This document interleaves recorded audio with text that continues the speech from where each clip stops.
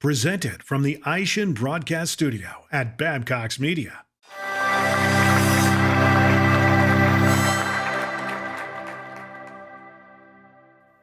Today we're going to talk about surcharging. Whether you surcharge or not, you're going to learn a lot about it today. Welcome to the AutoSuccess Executive Spotlight. I'm your host, Brian Ankney. Today our guest is Amberly Allen from Dealer Merchant Services. Welcome, Amberly. I'm thrilled to be here. Brian, thank you so much for having me. Thank you for coming. Let's dive right in about surcharging. Let's do it. I want to make kind of a funny joke, a little Shakespearean, to surcharge or not to surcharge. That's the question. Let's talk about it. Well, it's a huge question, especially now as margins are slimming and, the bubble of COVID has burst and dealers are looking at all their expenses in a very, very big way. Mm-hmm. And right now, 30 to 40% of all new merchant accounts are opened with a surcharge account. So it's happening. The tricky part is making sure that they do it correctly. Mm-hmm. Well, how much money are we talking about here? How important can a surcharge be to the bottom line of a dealership? Well, that's the most important question, right? Is for every $10,000 a dealer is spending today on credit card processing fees, they can save roughly $7,000 of that. So they take that $10,000 expense and it drops down to $3,000 a month, saving them $84,000 a year and just over $250,000 in net profit savings over 3 years. Oh, wow. It's a tremendous amount of money. Wow, that is a tremendous, that's huge. We've saved the dealer body $53 million since January of 2022. And we've got a ticker on our website, as a matter of fact, that tracks it every single minute. Wow. I've seen that on your website. That's pretty cool. Yeah. That's really cool. Yeah. I guess you definitely nailed it there. The answer is, to surcharge or not to surcharge. You're crazy not to surcharge. Well, and to that point, though, dealers are concerned about two major things. Mm-hmm. Their customer experience, which is completely valid, and making sure they're following the laws and the compliance guidelines. Talk to me a little bit about that. Yep. How can a dealer know? Especially being that if you've never done surcharging before, and then you decide you're going to do it, you certainly don't want to do it in a way that's not legal. How can they know for sure that they're doing it the right way? Well, it's a great question. So as it pertains to compliance, there's federal laws, there's state laws, and then there's card brand compliance. And when you talk about card brand compliance, I'm referring to Visa, MasterCard, American Express, and Discover. And so they have specific rules that they want you to follow as well. So in the state of Massachusetts, Connecticut, and Maine, it's still illegal to surcharge. And in Colorado, New York, and California, they have very specific rules that you want to follow. We have the technology to handle all of those different nuances, but we also only offer a compliant surcharge program, never a cash discount. Let's talk about that. I've heard of cash discount and I've heard of surcharge. Can you kind of, pull the curtain back and explain the difference between them? Of course. So they sound very synonymous, right? You would think, well, if it's a cash discount, you're giving a discount for cash or a compliant surcharge. With a compliant surcharge, that is what is the right thing for automotive for two reasons. One is that with a cash discount, you're only giving a customer a discount if they use cash currency. And only 10% of consumers are using cash these days. Whereas with a compliant surcharge, they have options. So you're only increasing your price if the customer chooses to pay with a credit card. You never increase your price with a debit card. So there's never a surcharge on a debit card. And so that then in fact does not mess with the deal structure, so you only want to have a compliant surcharge program. You want to have a compliant surcharge program for your CSI so that you give your customers a true payment choice. Debit card equals cash price is the payment choice, right? 87% of consumers have a debit card in their wallet. Let's talk about that CSI a little bit more. Yeah. I know the first time that I had somebody ask me for a surcharge, it was when I moved to New Jersey, and now everybody asks for one. But right. I was like, what is this? So how can dealerships protect their CSI, and what steps do they need to take to do a good job at that when they implement a surcharge program? We feel like that is really about transparency and explaining to the customer up front. And so we have a full training process. We train the dealers on the compliance as well as the word track training. And so we've trained and certified nearly 16,000 dealership employees across the country, specific to the word tracking and the compliance training. Brian, thank you so much for coming to ABC Toyota. Your RO today is $206 if you use your credit card, but it's only $200 if you use cash, check, or debit. How would you like to pay? And so that important upfront transparency, that to me is what is most important. You never want it to be a surprise at the end for the consumer. Yeah. So you kind of let them know, here are your options. That's right. Kind of, I mean, it's a lot like what a gas station, a lot of gas stations used to have the two prices, right? That's It's right. kind of the same thing. That's right. That's right. And so this is a tremendous amount of money for dealers, but every single dealer that we've talked to over the course of time never wants to trip over dollars to pick up pennies as it pertains to their customer experience. And so that's why the training and the word track training that we provide is so important. So we have our Dealer Merchant Services University. That's our online training platform where we train and certify your staff. And then we actually come on site to the dealership. We make sure they understand the new equipment, they understand the word track, and the accounting department is fully trained. People underestimate how important it is for the accounting department to understand how to handle this additional 3%. And so we have custom reporting. We only work with car and truck dealers. We've launched more dealerships on a surcharge program than any other company in the country by a long shot, probably by 500 or 600 stores. You kind of lead me to two questions. Okay. One, how many dealerships are you working with? Yeah. And two, let's talk a little bit more about the accounting, because I could see where that here's a whole new source of revenue. Like, let's first, how many dealerships you work with, and then second, let's dive into the accounting. Sure. So nearly 1,000 stores in 45 states right now. Wow. And we anticipate another 800 to 1,000 over the next 12 to 18 months. And we're also endorsed by 14 state associations. And so we take that very seriously. They have vetted us out, and they know that we handle all of the different components, and we do it with care. We know the automotive industry better than anybody because we specialize in automotive and surcharging. We have some stores that don't want to surcharge throughout the entire store, so we can customize it per department. But most of our stores across the country are doing a surcharge program. Now you mentioned your your online university and on-site training. Let's talk a little bit more about that. Like, what does that look like? Is this a process that takes like a couple of weeks when you get a new hire? Is it like an hour or 2 hours? Like, can you give us a little more information on that? Of course. So when we start the process, it typically takes between 3 and 5 weeks for us to fully get launched, right? So we move pretty quickly, and then we spend several days in the store, depending on how many machines they might have, if their service advisors are self-cashiering, things like that. So there's certain components of that we want to make sure that they're fully trained on. And then you talked a little bit about accounting, and I want to go back to that because we have a joke, if the controller's not happy, nobody's happy. And I think we can all agree. And when we say that, the dealers say that is not a joke. That is very serious, right? We want to make sure the controllers are happy. Because when you add this additional 3%, it adds steps, but the way that we've created the reporting, it's very simple. But the other piece is that some states deem a surcharge taxable. And so we want you to get the advice from your CPA, but we have a process for that as well. I hadn't thought about that. So that additional revenue it's a sales tax that's on it? In certain states, there is. Huh. Yep. Wow. So yeah, you certainly don't want to implement a surcharge program and then find out about that bill at the end of the year. That could be shocking. Of course. And this really isn't meant for the amateurs, right? You don't want to just call the local merchant provider and say, can you launch a surcharge in my dealership? They will, of course, tell you that they can, but there's so many different pieces of it. There's 93 steps on our checklist for a reason. But we also want to think about extended warranties and wholesale parts. A lot of our dealerships don't charge a surcharge in wholesale parts. Extended warranties, a lot of those companies don't allow for it within their contract. So those are all different pieces that you have to think through, and we walk them through every step of that.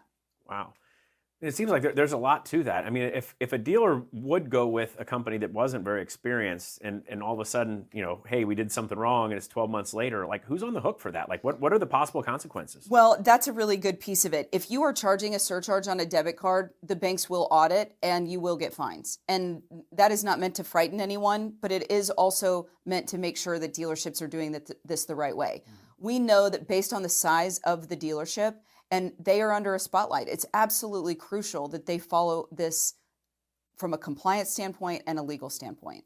And so we will walk them through every piece of that. Interesting. Yeah.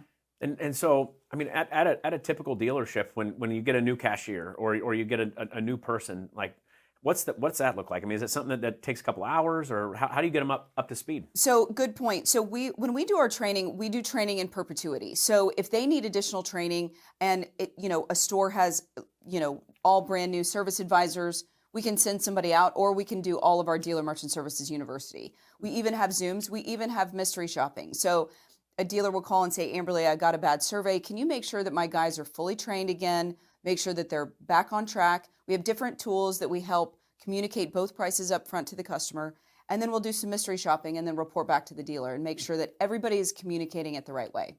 Presented from the Aishin Broadcast Studio at Babcox Media. Amberly, how can a dealer make sure they're compliant when they're, implementing a surcharge program? Well, we feel like the compliance piece of it is vital, and there's three major components to that. One is that a dealer cannot profit in any way from the additional 3%. It has to be a straight pass-through. So the 3% comes in from the customer, 3% goes out to cover the cost of processing. It's also important to note, Brian, that 3% is the max that you can charge a surcharge. The card brands used to have a max of 4%, and they lowered it to 3%. And so 3% is the most that you can charge. We have dealers that join us with our NADA or Automotive News webinars, and they are charging the customer 3.5% or 4%. They are out of compliance. So 3% is the max that you can charge. You also have to make sure you have signage at the cashier and the entry point. So we were seeing some dealers around the area, and we made sure that they had all the right signage. And one of their finance offices was a brand new guy, needed a new machine, but he didn't have signage. So we'll make sure that they've got the appropriate signage. And from there, you have to use a third-party processor. So a partner like us that can ensure that those first two things are happening. They're not profiting and they have the right signage. You also have to be registered as a surcharge merchant. The card brands want to know that you're going to do a surcharge and that you're going to follow their rules. And so we, of course, handle that for our dealers as well. Wow. So you need to register with Visa, MasterCard, American Express, Discover, and I imagine they all have different processes probably. Well, we do it all in one fell swoop when they sign up with us, but Yeah. MasterCard still requires a separate surcharge registration. And so we'll handle all of that for them. Yeah. And when you talked about signage, you said you have to have it at the entry points. I mean, a dealership has a lot of entry points. I mean, does that include every door in the showroom, every service drive entrance, every garage door? I mean, is it every single place you could enter the store? So that's a great question. It's not every single entry point. You need to have at least one of the majors, but you always have to have it near the machine. So you have to have signage where the machine is because that's where the transactions are happening. Mm-hmm.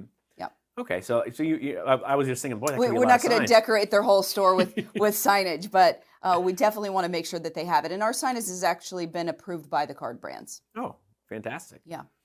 Well, Amberly, is there anything more you'd like to share with our audience today? Well, for me, Brian, the most important piece as I navigate helping educate dealers across the country is that they do this the right way. Because if one dealer does it wrong, it's bad for all of us, right? And we know that they're under a spotlight. They know that compliance is a top issue. And sometimes they're getting bad information, maybe even from their banker or their current provider, because a cash discount's legal. It's just not the right option for a dealership, and it's not in compliance. And so that's the tricky part, is that it's gray as far as what that looks like from a legal standpoint. So it is my intention all day, every day, to make sure that dealers are doing this the right way. And that's why we've partnered with so many state associations, making sure that they understand all those components. Yeah, I mean, there's a lot there. I mean, Sure. you mentioned a 93 step checklist, and Yeah. I think we talked about 47 of them. Right. Well, exactly. And for a dealer, you asked me, what are the top questions that you want to ask your current provider? The number one question I would ask is, how many dealerships have you launched on a compliant surcharge program? And if it's anything less than 500, they don't know what they're doing. And that's cautionary. That's a cautionary tale. We've unwound a ton of non-compliant programs. Wow. So I mean, so there's a lot of dealers out there that might be listening right now that think they're doing surcharging the right way, and Sure. and they very well could be in non-compliance. And I mean, what does that risk look like? Like, how serious is that risk to a dealer that's doing it and not in compliance? Well, not to spark fear in anyone, right? There is not a policing agency per se, but the card brands want to make sure that you're doing it the right way. And so they will audit, because we hear it from our bank and processor, letting you know that they are sending out mystery shoppers and they're auditing certain merchants.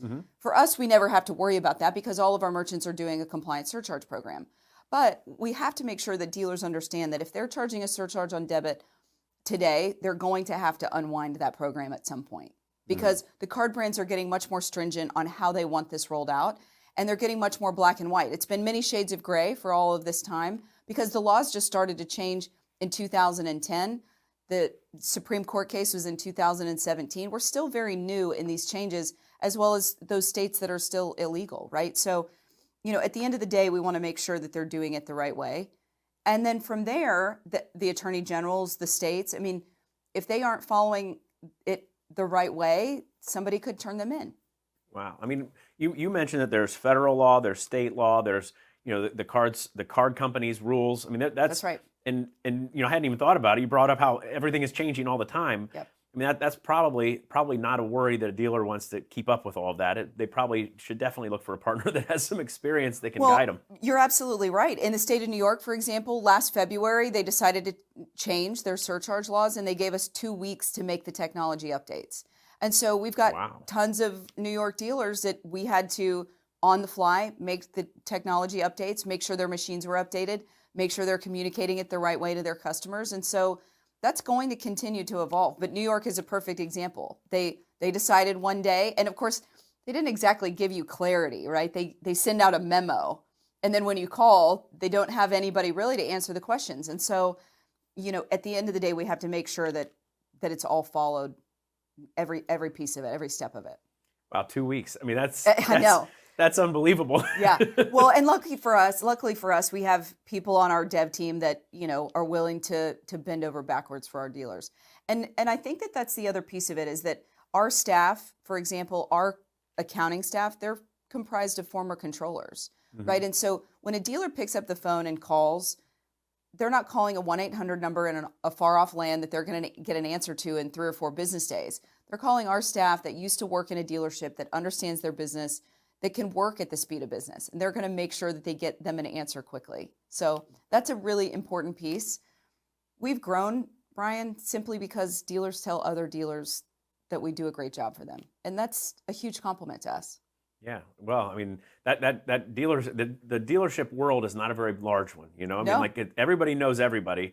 I mean, I think there was a joke about Kevin Bacon. There was like the 7 degrees of Kevin Bacon that you could tie him to any movie. That's right. That's like the dealership world, but it's like 2 degrees. Like yes. If you don't know this person, then you know somebody who knows that person. 100%. And I'm grateful for that. I've been in and around the car business for 22 years, and I love it. They're not going to be able to get rid of me anytime soon.